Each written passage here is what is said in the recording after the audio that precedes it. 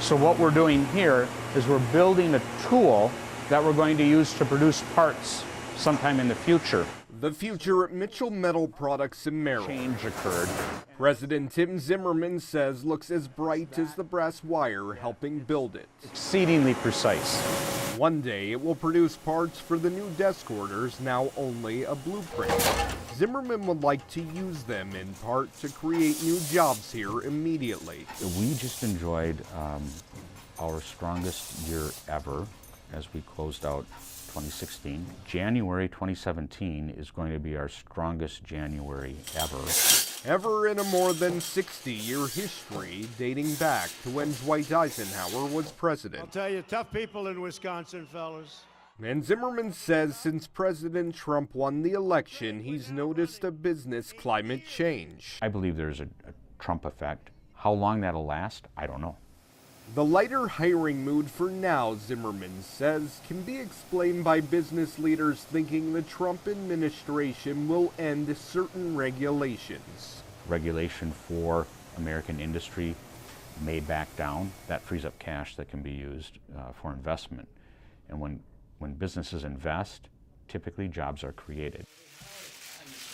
But potential regulation relief comes with reservation about another possible Trump effect. Maybe we do a new NAFTA and we put an extra F in the term NAFTA. You know what the F is for, right?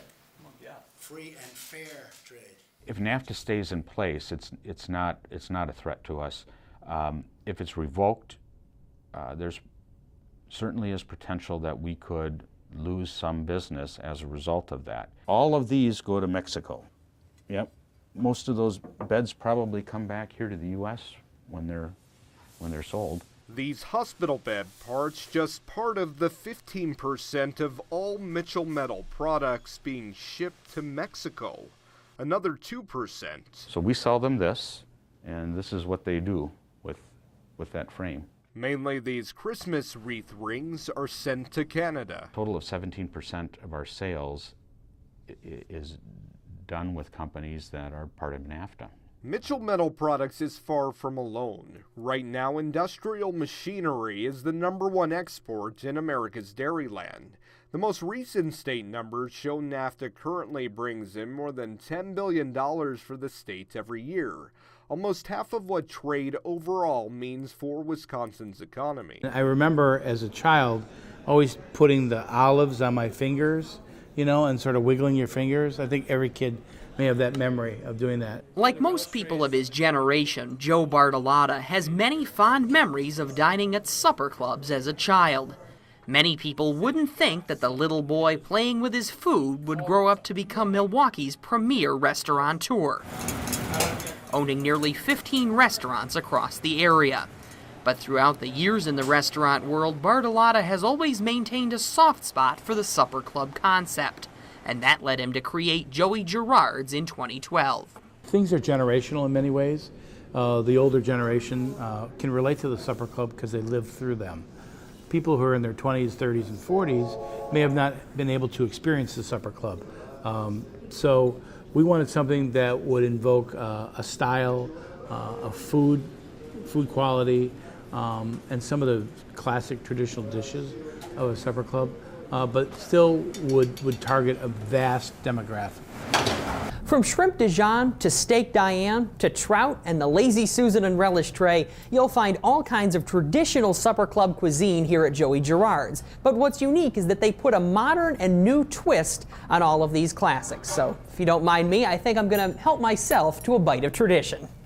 From the moose on the walls to the traditional dishes, Joey Gerard's, in many ways, embodies the classic supper clubs of old, but in other ways steps outside the mold of the typical club.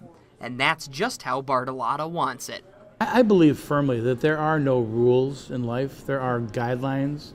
And, am I a true supper club? I took some liberties with the concept because I thought it fit our market a little bit. But at the same time, I wanted to pay homage to the concept. No one knows supper clubs like author and filmmaker Ron Faiola. He's spent years traveling the state visiting different clubs, which he documents in his book and his film, Wisconsin Supper Clubs. As a sophomore, Wyatt Rickmeyer was thrust into the starting quarterback role for Almond Bancroft and shined right away. Go! Ready, hut! Leading the Eagles to an 11-2 record and level 4 of the playoffs. A sophomore quarterback on a very good football team you don't see, and he was never afraid, never scared. The Eagles lost that level 4 game in 2014 to eventual state champ Owen Withey. It would be the last football game Wyatt's mom would see him play. The name of the victim and the suspect in the shooting down at Bancroft late this morning. The victim, 44-year-old Lisa Sanchez, pronounced dead at the scene. Suspect Larry Sanchez, 55, her husband. Wyatt's mother, Lisa, murdered by Larry Sanchez, his stepdad, June 3rd, 2015, the last day of his sophomore year. I don't ever want to do that, and I don't want anybody else to have to do that. It's just, how do you tell your kid that your mother's been killed? Right away I said, no, it couldn't have happened. That's impossible. There's no way. I just lost it and started crying. The Sanchezes were separated, but never, in the worst case of all scenarios, could Wyatt have imagined the shooting. He always told me that he loved her and that he'd never hurt her or whatever. So no, I didn't expect that to happen at all. His mom and dad divorced before he turned 2, but Wyatt was extremely close to Lisa, always in his life, every day. I didn't have my mom there to go to anymore. I still woke up every day just reliving that day that I found out, and it still happens to this day. The innocence gone for that 16-year-old sophomore, forced to deal with a tragedy that so many of us can't comprehend.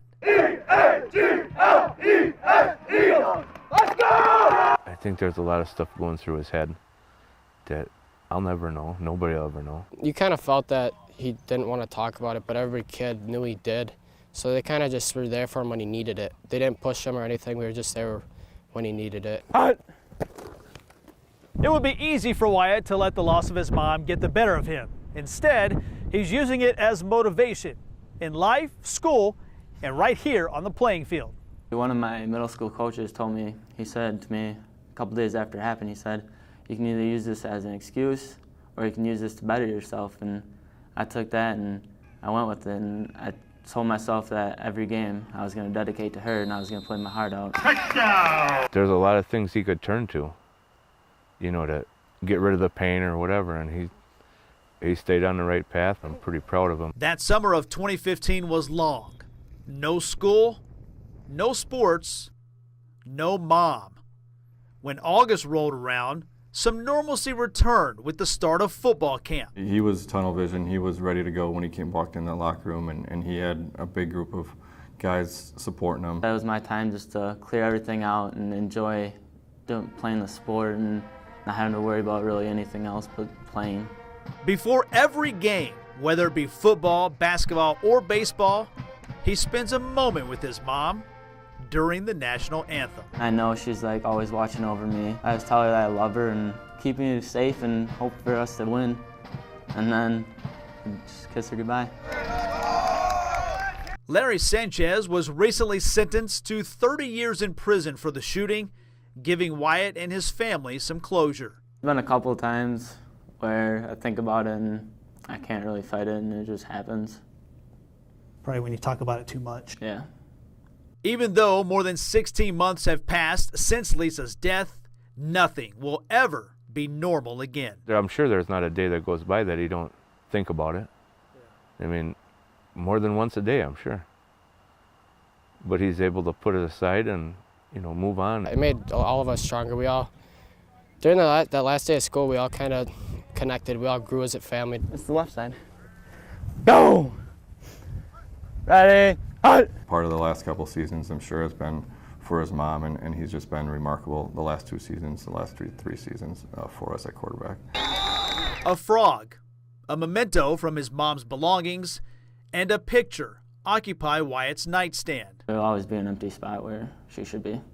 A reminder of the bond between mother and son to start and end every day.